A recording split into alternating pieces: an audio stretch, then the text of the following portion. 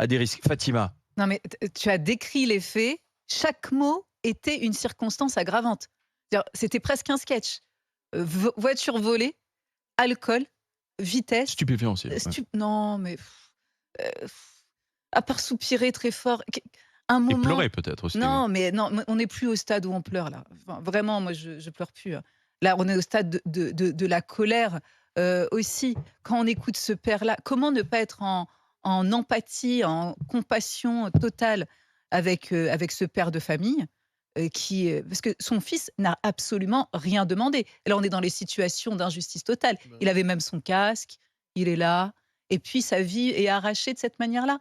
Donc déjà, pour moi, dans tout ce que tu as dit, tous les mots étaient des circonstances aggravantes. Donc, quel est le débat? Oui, bien sûr, si ça permet d'aller plus vite, d'aller à l'essentiel, et quel que soit ce que je ne mettrai pas en revanche, parce qu'on rappelle la personne, qui elle est, qu'importe qui est la personne. De la même manière, quand on parlait de Pierre Palmade, moi, que ce soit Pierre Palmade au volant ou cet homme-là, dont j'ignore Franck D, c'est la même chose pour moi. Vous avez une voiture est une arme lorsqu'on ne sait pas s'en servir. Il faut le savoir. C'est tout. C'est un Il y a moyen de moment, déplacement d'abord. Quand tu roules à c'est un moyen 120 de km/h déplacement, dans les rues de Paris, mais ça devient une arme. quand tu roules à 120 km étant et que alcoolisé. tu es alcoolisé, c'est-à-dire que tu n'es pas dans la maîtrise totale de tes capacités, et qu'en face de toi, tu as des personnes qui sont piétons, cyclistes. En plus, maintenant, vous avez vu tout ce qu'on a. On a les cyclistes, les personnes en trottinette, 18% d'augmentation de décès là, pour les personnes sur des trottinettes. Donc Il y bon, a un à cycliste un qui est mort il y a moment, 2 semaines. Hein. qu'est-ce que j'ai Mais- l'impression qu'il n'y a même pas de débat Mais à je crois, avoir sur ça. Alain, tu dis avec une espèce de naïveté, la voiture, c'est un moyen de se déplacer. Non, ça fait depuis que la voiture existe, c'est tout sauf un moyen de se déplacer. Enfin, c'est pas tout sauf un moyen de se déplacer. C'est d'abord un objet symbolique. C'est d'abord un objet symbolique. Et en plus, en France, je le dis souvent, c'est un objet symbolique particulier. C'est-à-dire qui est toujours mis en avant. On discute toujours de la puissance de sa bagnole. On est les plus gros acheteurs de SUV, de 4x4, etc. On discute toujours de la puissance de sa voiture. On veut toujours avoir... Les voitures ont augmenté de 17 cm en 20 ans. Elles sont toujours plus grosses, plus énormes. Il y a quelque chose dans la voiture. Aussi. Attends, Il y a la Et elles voiture, sont de plus en plus. Elles mais te Étienne, protègent de c'est- plus en plus Quoi, avec te les nouvelles protège de plus en C'est pas le technologies procès aussi. de la voiture, Non, c'est le c'est pas- procès du Non, je suis conducteur. pas là. d'accord C'est avec pour ça toi. l'homicide Je suis pas routier. d'accord avec toi parce que je pense que Non, enfin, je Étienne. pense qu'en France, la justice vis-à-vis de ces homicides routiers, elle est toujours d'une Sauf qu'il n'y a pas le délit d'homicide il y a, routier. voilà, il y a pas de, elle est toujours extrêmement complaisante. Et à partir du moment où on a une bagnole, c'est comme à partir du moment où on a un fusil et qu'on est chasseur. À partir du moment où on a une bagnole, on peut tuer. On est Et, responsable. non, c'est pas la même chose. Attends, Mais non, c'est excuse-moi. pas la même chose. Attends, Tu peux pas faire le excuse-moi, parallèle avec le excuse-moi. fusil, Mais je Étienne. fais le parallèle. Mais non. Parce que très souvent, c'est involontaire. C'est effectivement, on n'a pas l'intention de tuer. Non, mais- sauf que comme quand tu le dis, par Non. exemple, quand on marche avec son fusil qui n'est pas plié et que le coup part, eh ben, on peut dire qu'on est exactement dans la même Non, situation. le fusil, c'est une arme qui est faite Voilà. pour tuer. Non, mais là, d'accord, La je te voiture, l'arrête. ce n'est Bah, pas la une arme voiture- qui est faite pour La tuer. voiture, elle n'est pas faite pour tuer, mais Voilà, il se c'est trouve un qu'elle tue plus que moyen le de fusil. déplacement. Elle tue plus que le fusil. Et donc, moi, je pense que vraiment, il est plus que temps d'arrêter avec cette histoire. Quand on est en bagnole et qu'on va trop vite, alors les gens ils gueulent parce qu'on n'a plus le droit de rouler à plus de 50, mais quand on va trop vite, quand on est bourré, quand on a pris des substances, quand on est imprudent, quand on a son téléphone, ce n'est plus un involontaire. homicide involontaire. Mais non, D'accord, on voilà. est volontairement. Et y compris, tu te rappelles, on a eu ce débat ici avec Palmade, on l'a eu dernièrement avec ce jeune qui faisait une roue arrière et qui a tué une petite fille ou un petit garçon qui traversait une petite fille.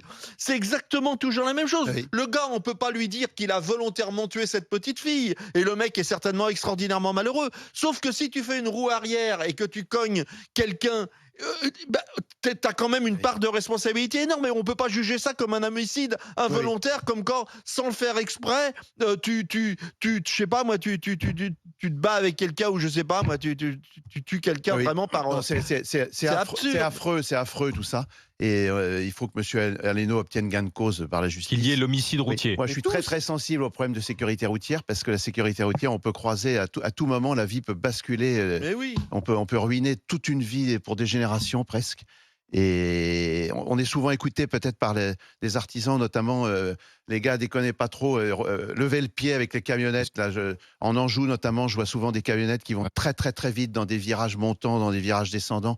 Réfléchissons, ok, il y a les chantiers, mais il faut y aller doucement parce que c'est tellement dangereux. Et Là ça, où- vous sont les radars. Tu connais bien l'histoire. Hein, ah ben non, mais là, il n'y a pas de radar, je peux y aller. Tu comprends? On est dans cette... C'est vraiment une mentalité qu'il faut changer.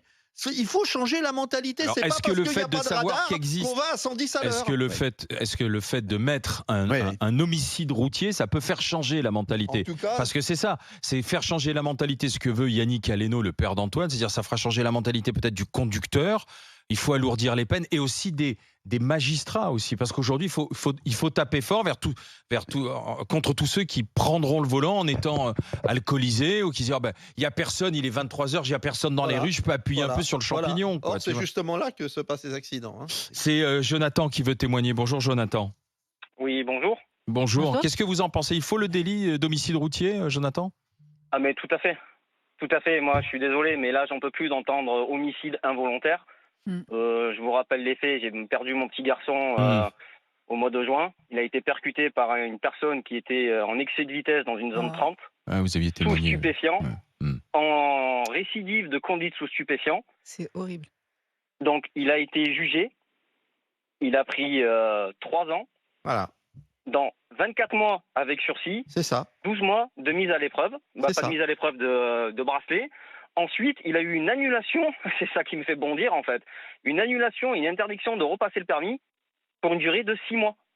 C'est ça, c'est ce que je dis à chaque fois. Je dis à chaque fois, les mecs prennent 2 ans avec sursis. C'est ça. Mais j'en peux plus en fait.